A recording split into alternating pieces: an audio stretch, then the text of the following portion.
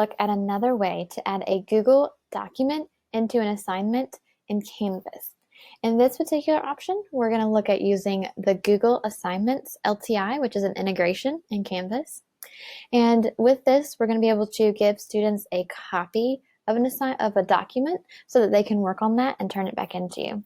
Now, on this page of the course, you're going to see this chart that compares your three options. So with this option, yes, students will receive a copy and it will put their name on it exactly like Google Classroom. This is actually the option that is going to look almost exactly, like Google Classroom. Students, the only thing that's not as friendly with the students is that they actually have to be in the Google Assignments window to click that turn in or submit button, which is going to look exactly like Google Classroom. So you just need to remember that so that when you give them instructions, you write the instructions to tell them that that is where they turn it in at, instead of looking for a turn in button or a submit button in Canvas. So you'll just be very clear in your directions, and we're going to go over that. It has the built-in Google Assignments grader and the Google Assignments rubrics, exactly like Classroom did. And exactly like Classroom, it does lock it down as soon as they turn it in. You can, just like Classroom, add multiple documents per assignment so that they can fill out 2 or 3 or however many per that assignment.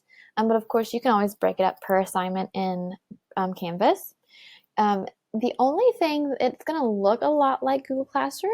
However, you don't get to actually see the kids working on their documents when they're working on them like Classroom did. So remember, in Classroom, it made a copy of every single document. And even if the kid didn't turn it in, you could see that they are working on it. So you don't have that ability because they have to actually turn it into you before you can actually see that document.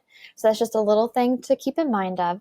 And the last thing is, in order for the grade to go from Google Assignments to Canvas, you have to go in, when you're grading it, you give them a grade and then you click to return the assignment. So sometimes we didn't really worry about using that return button, but you'll need to use that return button if you put a grade in the Google Assignments window for a kid named Johnny. You need to click the return button so that not only does he get to have his assignment given back to him, but his grade will then go from Google Assignments over back into Canvas. So just keep that other little trick in mind. So it's a little trick for the kids to submit their assignment, and it's a little trick for you to get that grade to go backwards from Google Assignments back into Canvas. And you will use the built-in way of grading and the built-in rubrics and those things that are with Google Assignments. So those are a couple things to keep in mind. So on this page, you will see the step-by-step directions, but we're going to go through that together. So I'm going to jump over to my sandbox where I'm going to actually create an assignment.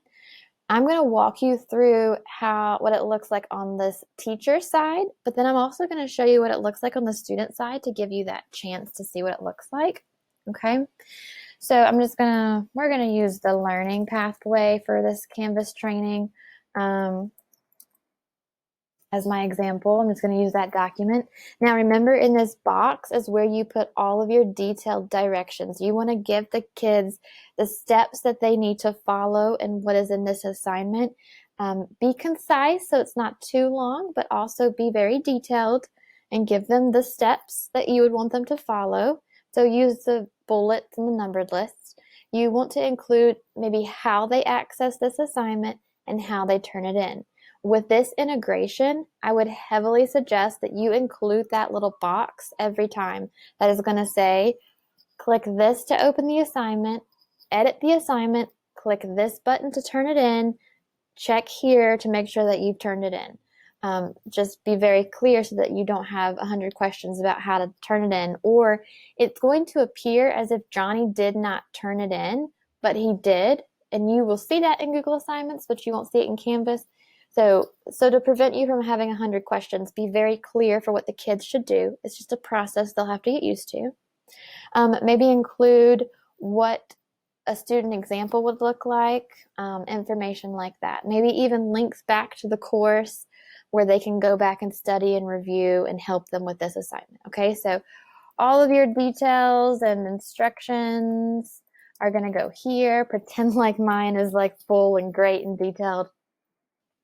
And then down here, it doesn't matter where your cursor is, but what we're getting ready to do, it's going to change the entire screen and the way that this looks. So don't worry about anything else here. Just have your directions, and then you're going to scroll down. And where it says submission type, you're going to select which one of these that we're doing. And in this case, we're doing an external tool. So remember, Google Assignments, it's not a Canvas thing, it's an integration. It's something outside that we're going to pull in. So it's an external tool, and you're going to click Find. We talk about Google Drive Cloud Assignment in another video. So in this video is Google Assignments. That is this particular tool that we are looking at. This is my first time right now using this one today or within the last couple of days. So this might pop up for you, and it may pop up for students asking you to log into your Google account. Always pick your Gaston County one, not your personal. Now notice how it opened in this whole other new window. So let me look up here at the top. Here's where we started. Here's my course. So this is my course. This is where I was doing the assignment. And I have a whole brand new window for Google Assignments. Now take a quick look at this. It looks exactly like Classroom. What's missing is that box where you could type in the title of the assignment and the description. But do you see why it's missing? Because we had it over here in Canvas. So your title and your description live in Canvas, right? Over here is the rest of that assignment. So I can turn on our plagiarism checker. Here's where we attach our files, and you can set your points, you can create your rubrics, you've got your due date, okay? So I'm gonna go ahead and attach. Look at this window. It's exactly what you're used to with Google and with Google Classroom. So you've got your recents and your starred. If you've watched the other videos using the other integrations, you can tell you can tell you're in Canvas and not in Google. So this is a very, very familiar Google window. So we're going to go to, I'm just going to use the learning pathway that we've been using.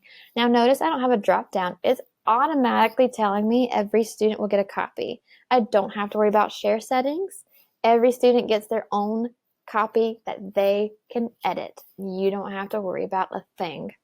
Also, remember in Google Classroom how we would forget to click that button? You don't have to worry about that. There's no drop down mega copy. It's automatically for you. So that's fantastic. Set your points, set your due date, set your rubrics, whatever you want to do, and then click Create. Saving the details. It's telling you not to worry about anything. Now look up here at the top. It automatically closed that extra window, and my Canvas window now looks like this. So just like with the other integrations, look how it is now grayed. That's telling me that I've done something. So I'm going to click Select, and I'm going to scroll down. I'm going to pick a due date for this just to save it. Now I want you to watch what happens when I click Save. Whoops. Too many characters. Well, I'll just put a G. Click Save.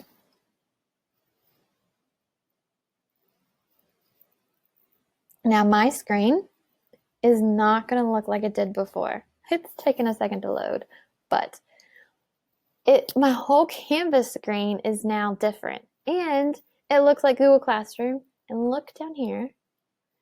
0 submitted out of 0 returned because I don't have students in here quite yet, and no assignments are here. But look at that. It looks like Google Classroom. So this may be something that you're interested in. Now, there's a couple little tricks about this. This little button right here, or the title, this will open that Google Assignments window so it's nice and large for you. And then you also have your file attachments. This is just the same thing as this, except larger, okay? Just a little tip. Now, I'm going to go back into editing this assignment for a second, because just like the other integration, my little publish button wasn't there. I actually have to scroll down here to click save and publish. I'm going to publish it because I'm going to show you what it looks like to the student. Okay, so see there's no like publish button up here.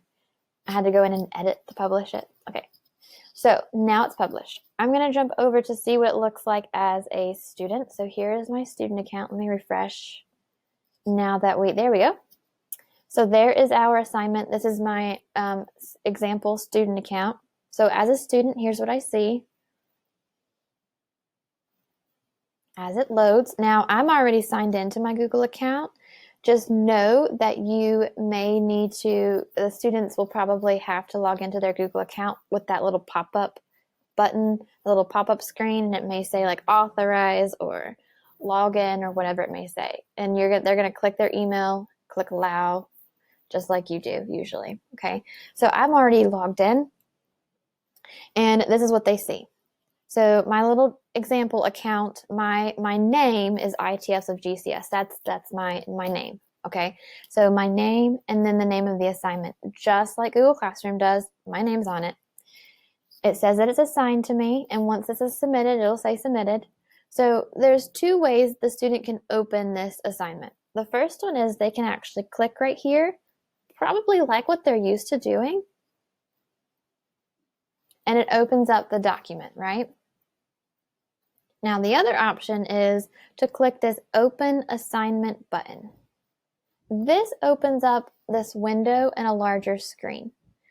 I would suggest that you tell your students to click the Open Assignment button every time.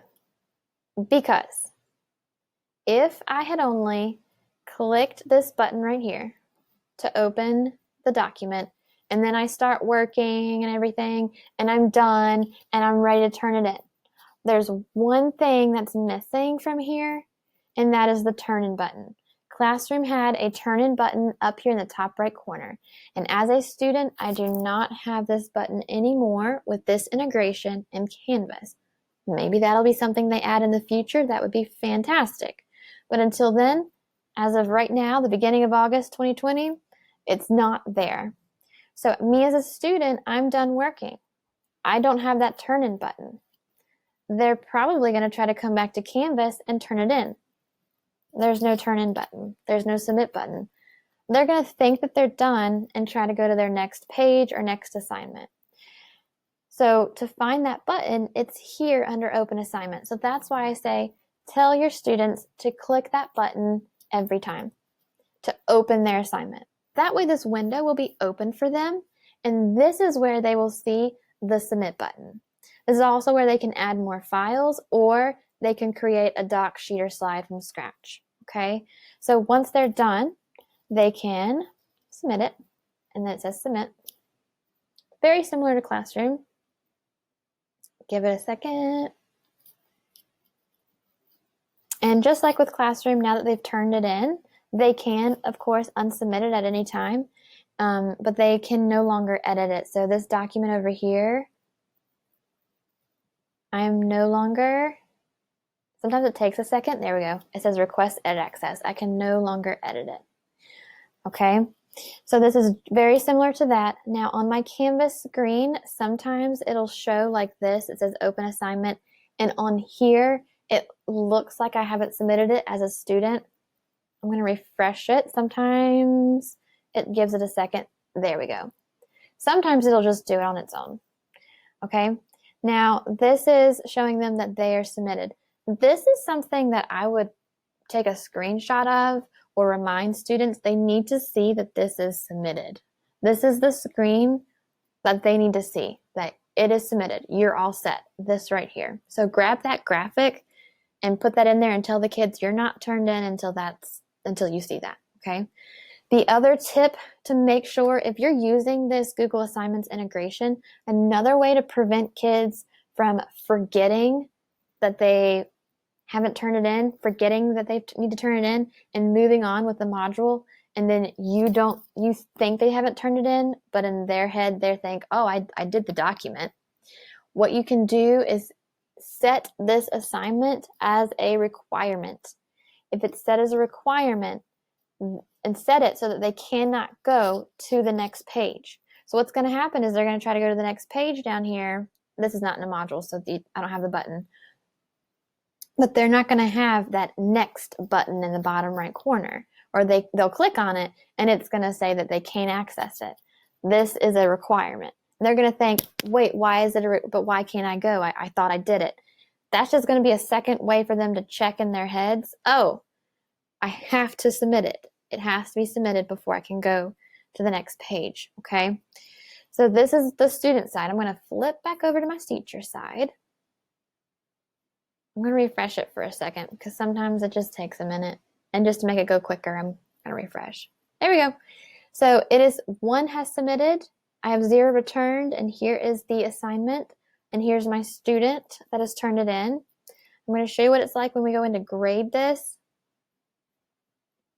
So when I clicked, it opened twice. So when I click on the student's name, it's going to open it. But when it opens it, notice this little window is very familiar to us and how we grade. If I had a rubric attached, I would see that.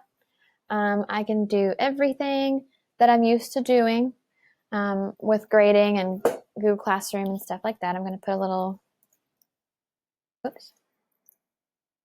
I'm just so used to doing the plus. Great job. Okay. Give some comments. Yay, whatever it may be. Sure, you got a 100. Now, here's the trick. Your grade that you just typed here is not going to appear in Canvas unless you click the return button. Now, if I just say 100 and that is it, and I haven't returned it, so I can return this, I can also return all of my submissions at once. Like, you can grade all your kids and return all of them at one time. That's probably what I would do. And up here at the top, I can go from kid to kid. Now, if I don't return this, let me go back over to my kids screen. Let me refresh it. I'm going to open the assignment. So they don't see anything, right? You over here need to click return so that 1, they get to see it. 2, it goes to the grade book, to the Canvas grade book, okay? So keep that in mind. That's one of the little tricks about that. And I'm just to be a little bit quicker, I'm going to go ahead and refresh and not give it time. Now it says 1 of 1 has been returned, okay? And if I have more submitted, it will appear there. So that is using the Google Assignments integration in Canvas in an assignment so that every student gets their own copy of a Google document, okay? If that is confusing or you're getting stuck or you're finding you have issues or anything like that, never, ever, ever hesitate to reach out to your ITF.